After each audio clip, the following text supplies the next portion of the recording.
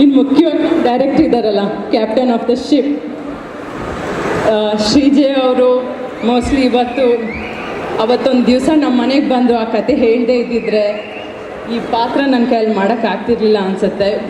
But ನಿಮ್ಗೊಂದು ನಾನು ಮಾತು ಹೇಳಿದ್ದೆ, ಈ ಸಿನಿಮಾ ಸಕ್ಸಸ್ ಆದ್ರೇ ನೆಕ್ಸ್ಟ್ ನಾನು ಬೇರೆ ಯಾವುದಾದ್ರು ಸಿನಿಮಾ ಮಾಡ್ತೀನಿ, ಈ ಸಿನಿಮಾ ಜನರಿಗೆ ಇಷ್ಟ ಆಗಿಲ್ಲ ಅಂದರೆ ನಾನು ಇಂಡಸ್ಟ್ರಿಯಿಂದ ದೂರ ಹೋಗ್ತೀನಿ ಅಂತ ಹೇಳಿದ್ದೆ ನಾನು.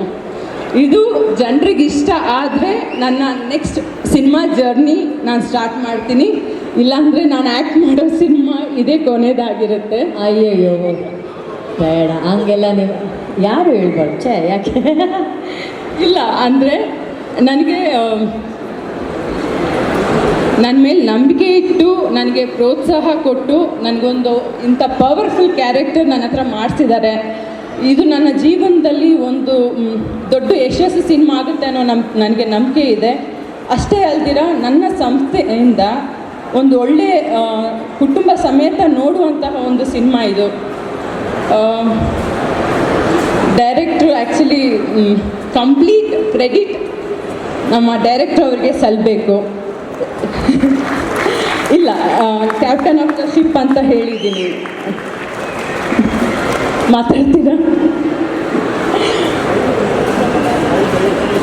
ಅಲ್ಲ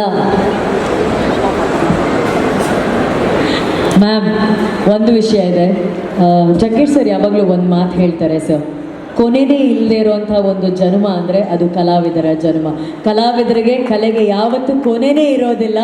ಸೊ ನೀವೊಂದು ಒಳ್ಳೆ ಸಿನಿಮಾ ಮಾಡಿದ್ದೀರಾ. ನೀವು ಹೇಳಿದ್ರಿ ಕುಟುಂಬ ಸಮೇತ ಎಲ್ಲರೂ ನೋಡುವಂಥ ಒಂದು ಸಿನಿಮಾ ಅಂತ. ಒಂದು ಮಾತ್ರ ಇದೆ, ಕನ್ನಡಿಗರು ಯಾವತ್ತೂ ಒಳ್ಳೆ ಸಿನಿಮಾನ ಬಿಟ್ಟು ಕೊಟ್ಟೇ ಇಲ್ಲ. ಹೌದಲ್ವ? ಕನ್ನಡಿಗರು ಒಳ್ಳೆ ಸಿನಿಮಾನ ಸಪೋರ್ಟ್ ಮಾಡ್ತೀರ ತಾನೆ? ಅಷ್ಟೇ. ಈ ಸಿನಿಮಾ ಚೆನ್ನಾಗಿದೆ ಅಂತ ನೀವು ಹೇಳ್ತಿದ್ದೀರಾ ಅಂದಮೇಲೆ ಕನ್ನಡಿಗರು ಬಂದೇ ಬರ್ತಾರೆ. ಎಲ್ಲಕ್ಕಿಂತ ಹೆಚ್ಚಾಗಿ ನವರಾತ್ರಿ ಟೈಮಲ್ಲಿ ಬಿಡುಗಡೆ ಮಾಡ್ತಿದ್ದೀರಾ. ನೀವು ಕಟೀಲ್ ದುರ್ಗಾ ಪರಮೇಶ್ವರಿನ ತುಂಬ ನಂಬ್ತೀರಾ ನೀವು. ಆ ತಾಯಿ ಈ ಸಿನಿಮಾಗೆ ಒಳ್ಳೇದು ಮಾಡಲಿ, ಇನ್ನಷ್ಟು ಮತ್ತಷ್ಟು ಸಿನಿಮಾಗಳಲ್ಲಿ ನೀವು ಕಾಣಿಸ್ಕೋಬೇಕು ಅನ್ನೋದು ನಮ್ಮೆಲ್ಲರ ಆಸೆ. Thank you. Days never end, days never and end.